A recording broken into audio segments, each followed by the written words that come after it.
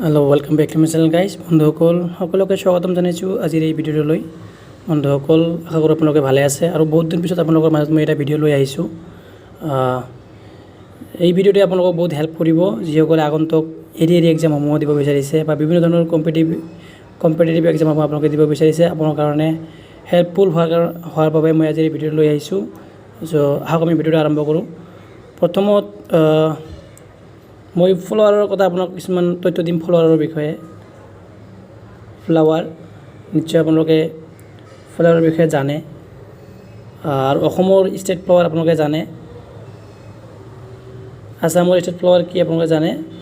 এটা হ'ল ফক্সটাইল অৰ্কিড বুলিও কোৱা হয়। CHI অৰ্কিড বুলিও কোৱা হয় বা কপৌ ফুল বুলিও কোৱা হয়। ফক্সটাইল অৰ্কিড বা কপৌ ফুল বুলিও কোৱা হয়। অসমৰ ষ্টেট ফ্লাৱাৰ নিশ্চয় আপোনালোকে গম পায়। আৰু ভাৰতৰ যদি ইণ্ডিয়াৰ ষ্টেট ফ্লাৱাৰ অসমৰ ষ্টেট ফ্লাৱাৰ হৈছে কপৌ ফুল আৰু ভাৰতৰ জাতীয় ফুল বুলি যি ফ্লাৱাৰ বুলি কয় কি হ'ব? লটাছ। এইখিনি আপোনালোকে মনত ৰাখিব। আৰু গন্ধ থকা ফুল খুবেই ইজি হয়। নিশ্চয় আপোনালোকে ভাবিছে এইবিলাকৰ এক্সামত আহিব নেকি? গন্ধ থকা ফুল তো নিশ্চয় আপোনালোকে জানে কি হ'ব পাৰে? গোলাপ হ'ব পাৰে, তগৰ, তাৰপিছত নাহৰ আৰু নাৰ্জী, তাৰপিছত খৰিকাজাই ইত্যাদি। এইবিলাক হ'ল আপোনাৰ গন্ধ থকা ফুল। আৰু গন্ধ নথকা যদি ফুলৰ কথা সোধে, গন্ধ নথকা যদি ফুলৰ কথা সোধে বুলি কয় তলৰ এনেকুৱা কুৱেশ্যন আহিব পাৰে। চিৰিয়াছলি ল'ব, কাৰণ জিকেৰ পৰা ক'ৰ পৰা কুৱেশ্যন আপুনি ক'ব নোৱাৰিব। আৰু যিহেতু জিকে বহুত ভাল চিলেবাছ, মই সৰু এটা টপিকছৰ কৈ আছোঁ ফ্লাৱাৰ। নিশ্চয় ইয়াৰ পৰা কুৱেশ্যন আহিবও পাৰে, গ্ৰেড 3 নহ'লে গ্ৰেড 4 আহিব পাৰে। তো যদি কয় গন্ধ নথকা ফুল বা 2-3টা ফুলৰ নাম দিলে, তগৰ, নাহৰ, গোলাপ কিবা কিবি দিলে আৰু এটা দিলে জবা। যদি কয় তলৰ কোনটো গন্ধ নথকা ফুল হয়, তেতিয়াহ'লে আপোনালোকে নিশ্চয় জানিব লাগিব। তো চাওক, গন্ধ নথকা ফুল ক'লে আপোনাৰ জবা ফুল, তাৰপিছত নয়নতৰা, তাৰপিছত অপৰাজিতা। এইবিলাক হ'ল গন্ধ নথকা ফুল। তাৰপিছত আকৌ সুধিব পাৰে যে ৰাতি ফুলা ফুল কি? ৰাতি ফুলা ফুল HCRT কিতাপৰ পৰা মই আপোনালোকক এইখিনি তথ্য দি আছোঁ। ৰাতি ফুলা ফুল কি হ'ব? হাচনা হানা, শেৱালি, তাৰপিছত ৰজনীগন্ধা।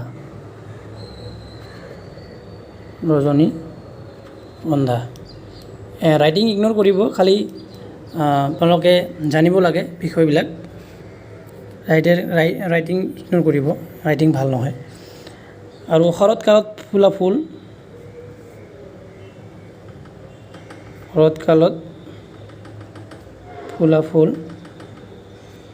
শেৱালি। তাৰপিছত শীতকালত ফুলা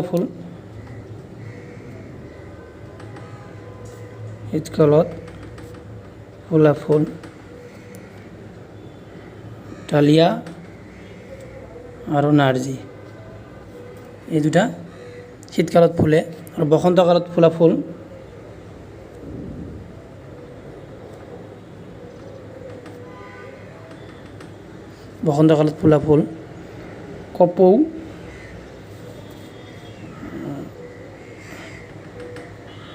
কপৌ, নাহৰ, তগৰ।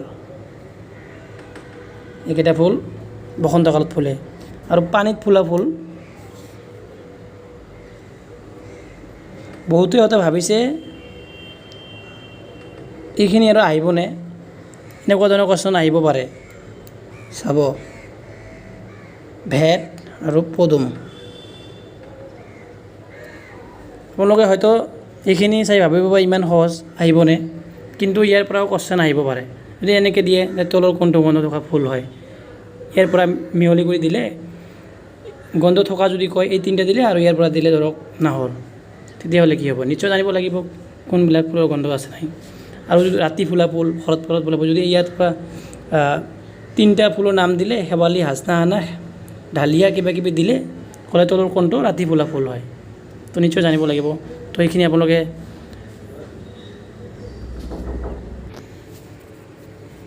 নিশ্চয় আপোনালোকে জানিব লাগিব। আৰু আমি কাপোৰৰ যি ৰং সলনি কৰোঁ তাত কি কি ধৰণৰ মানে কি কি ফুল ব্যৱহাৰ কৰা হয় কাপোৰৰ ৰং সলনি কৰাৰ কাৰণে?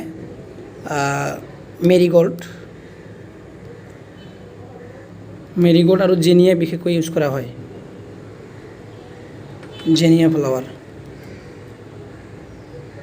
কাপোৰৰ ৰং সলনি কৰাৰ কাৰণে এই দুটা ফুল ব্যৱহাৰ কৰা হয়।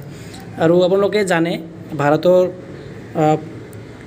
উত্তৰাখণ্ডত ফুল কাটি আছে, ফ্লাৱাৰ ভেলী অফ ইণ্ডিয়া বুলি কোৱা হয় উত্তৰাখণ্ড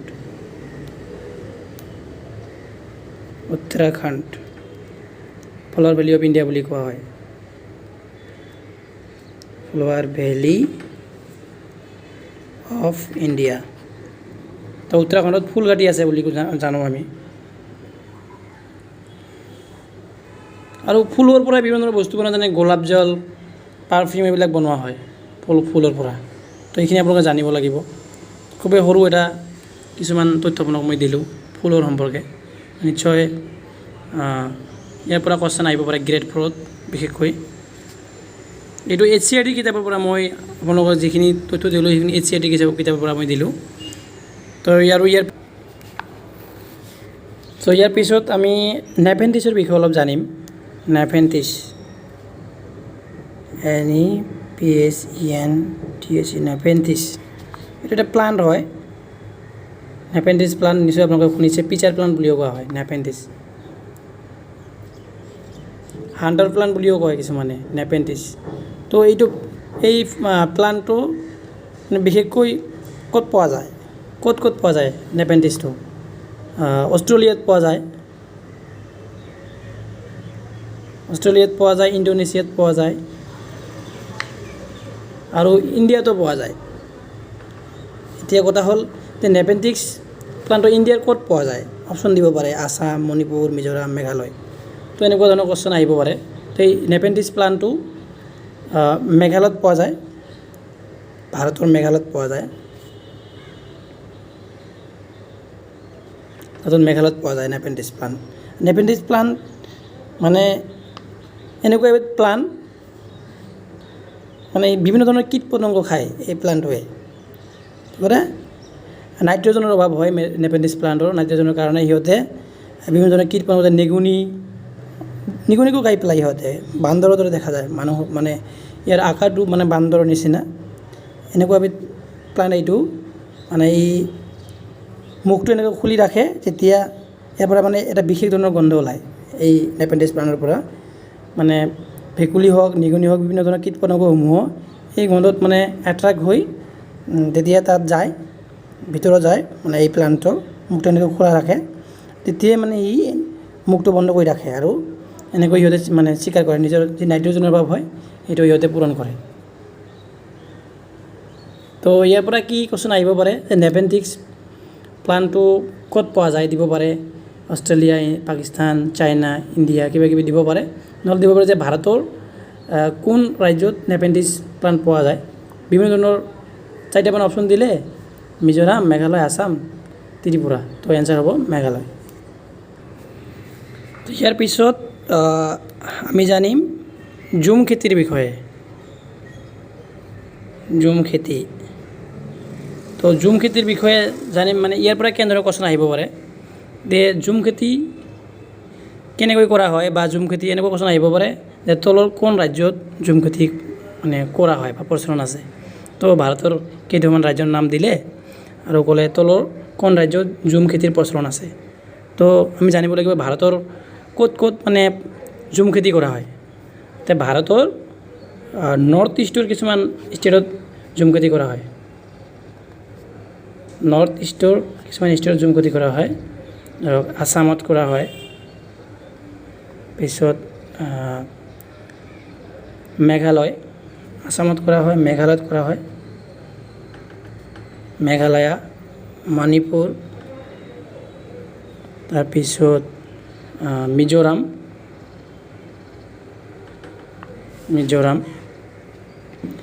অৰুণাচল প্ৰদেশ, তাৰপিছত ছিকিম আৰু ত্ৰিপুৰাত কৰা হয়, ছিকিম এণ্ড ত্ৰিপুৰা। মানে ভাৰতৰ নৰ্থ ইষ্টৰ এইকেইখন মানে ষ্টেটত মানে জুম খেতিৰ প্ৰচলন আছে বুলি আমি ক'ব পাৰি। তো ইয়াৰ পৰা কেনেধৰণৰ ধৰণৰ কুৱেশ্যন আহিব পাৰে নিশ্চয় আপোনালোকে গম পাইছে যে কেইটামান অপশ্যন দিলে তলৰ কোনকেইখন ৰাজ্যত জুম খেতিৰ প্ৰচলন আছে, বা ইয়াৰ পৰা এই কেইটামান ষ্টেট দিলে আৰু বেলেগ ষ্টেটত দিব পাৰে। তো আপোনালোকে নিশ্চয় জানিব লাগিব যে ভাৰতৰ কোনকেইখন ষ্টেটত জুম খেতিৰ প্ৰচলন আছে। তো আসাম, মেঘালয়, মণিপুৰ, মিজোৰাম, অৰুণাচল প্ৰদেশ, ছিকিম এণ্ড ত্ৰিপুৰা। নেক্সট এতিয়া আমি জানিম ক্ৰান্তীয় চিৰসেউজীয়া উদ্ভিদ। ক্ৰান্তীয় চিৰসেউজীয়া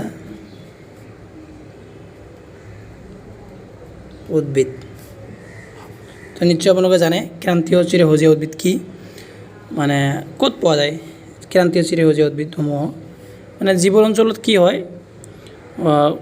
এভাৰেজ মানে 200 চেণ্টিমিটাৰতকৈ বেছি বৰষুণ হয়, আৰু উষ্ণতা কি হয় 25 ডিগ্ৰীতকৈ বেছি থাকে, তাত ক্ৰান্তীয় চিৰসেউজীয়া উদ্ভিদ বা গছ গছনি দেখিবলৈ পোৱা যায়। তো ক'ত ক'ত পোৱা যায় ইয়াৰ পৰা কুৱেশ্যন আহিব পাৰে। তো ক্ৰান্তীয় চিৰসেউজীয়া উদ্ভিদ ক'ত ক'ত পোৱা যায়, প্ৰথমে জানিব লাগিব মানে এভাৰেজ 200 চেণ্টিমিটাৰকৈ বেছি বৰষুণ হ'ব লাগিব, চেণ্টিমিটাৰতকৈ বেছি ৰেইনফল হোৱা এৰিয়াত মানে এই ক্ৰান্তীয় চিৰসেউজীয়া উদ্ভিদ পোৱা যায়। তাৰপিছত আৰু উষ্ণতা 25 ডিগ্ৰীতকৈ বেছি হ'ব লাগিব, তেতিয়াহে আমি ক্ৰান্তীয় চিৰসেউজীয়া উদ্ভিদ পাম। তো অসমৰ ক'ত ক'ত ক্ৰান্তীয় চিৰসেউজীয়া উদ্ভিদ পোৱা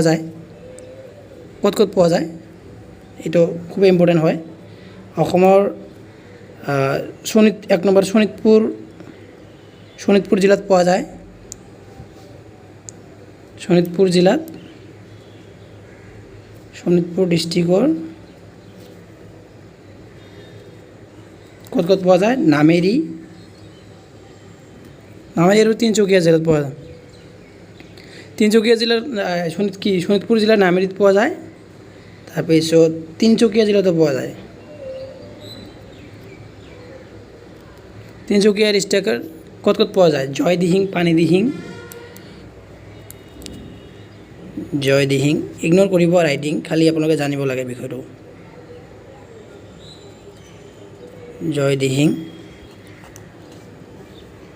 পানীদিহিং, তাৰপিছত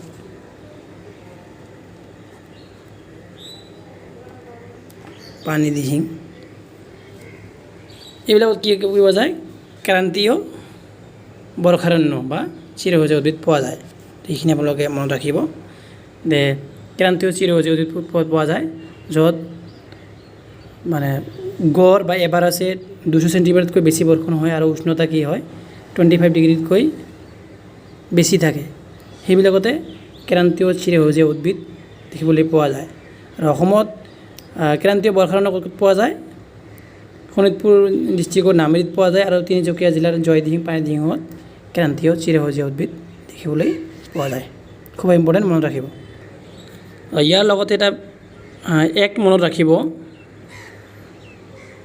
জংগল বন অধিকাৰ আইন,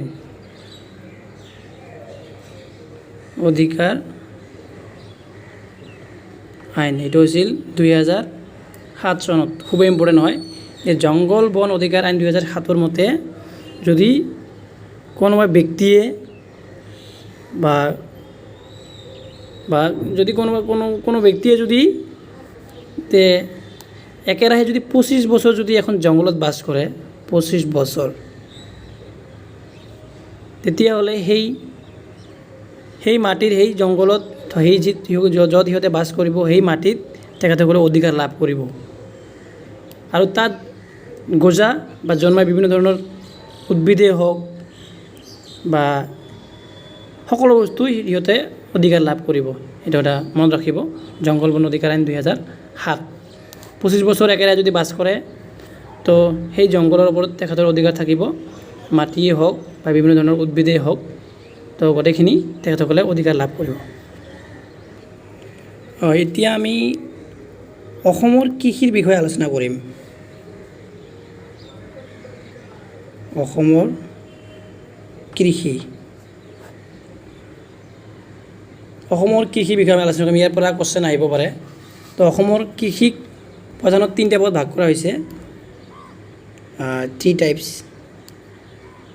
বা 3টা ভাগত ভাগ কৰা হৈছে। 1 নম্বৰ হ'ল খাৰিফ শস্য, আৰু 2 নম্বৰ হ'ল ৰবি শস্য, আৰু 3 নম্বৰ হ'ল জায়েদ।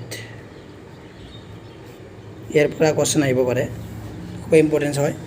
তো খাৰিফ শস্য বিষয়ে আমি অলপ জানো। খাৰিফ শস্য কেতিয়া কৰা হয়? খাৰিফ শস্য এপ্ৰিল মাহত আৰম্ভ কৰা হয়, এপ্ৰিল মে' মাহত আৰম্ভ কৰা হয়, আৰু ছেপ্টেম্বৰ অক্টোবৰ মাহত কি কৰা হয়? চপোৱা হয়। কেতিয়া আৰম্ভ কৰা হয়? এপ্ৰিল বা মে' মাহত খাৰিফ মানে খেতি বা শস্য কি কৰা হয়? সিঁচা হয় বা আৰম্ভ কৰা হয়, আৰু চপোৱা হয় কেতিয়া? ছেপ্টেম্বৰ বা অক্টোবৰত।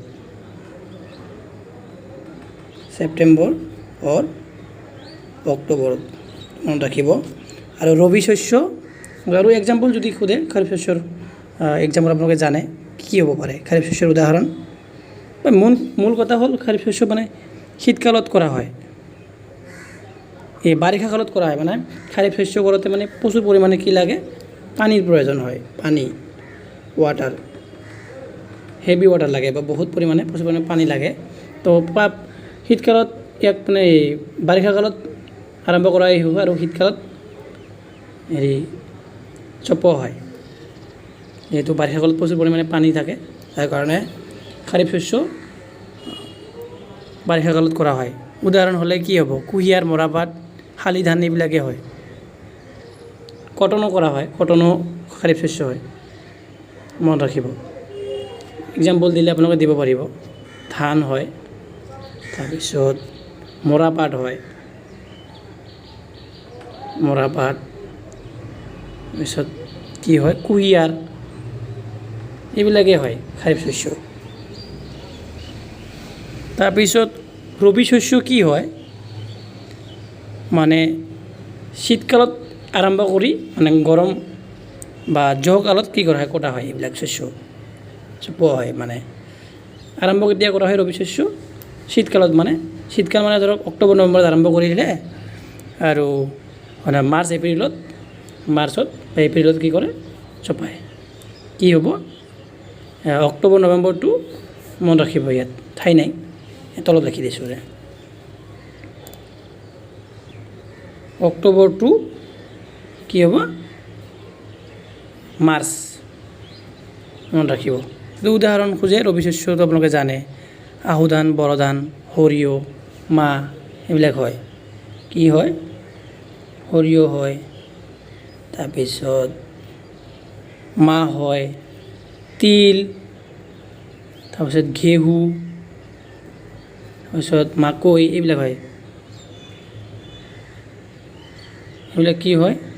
ৰবি শস্য হয়। আৰু আছে বিভিন্ন ধৰণৰ আলু, শাক পাচলি এইবিলাকো হয়, মনত ৰাখিব। তাৰপিছত জায়েদ কি? এইটো মানে গ্ৰীষ্মকালত কৰা হয়, এপ্ৰিল মে'ত কৰা হ'ব। বিভিন্ন ধৰণৰ তিয়হ গ্ৰীষ্মকালত কৰা হয়, তিয়হ গ্ৰীষ্মকালত কৰা হয়। মানে এপ্ৰিল থাকে জুন, কি হ'ব এইটো গ্ৰীষ্মকালত কৰা হয় যদি আমি লিখিব পাৰোঁ এপ্ৰিল টু জুন। কি হ'ব পাৰে তিয়হ উদাহৰণ,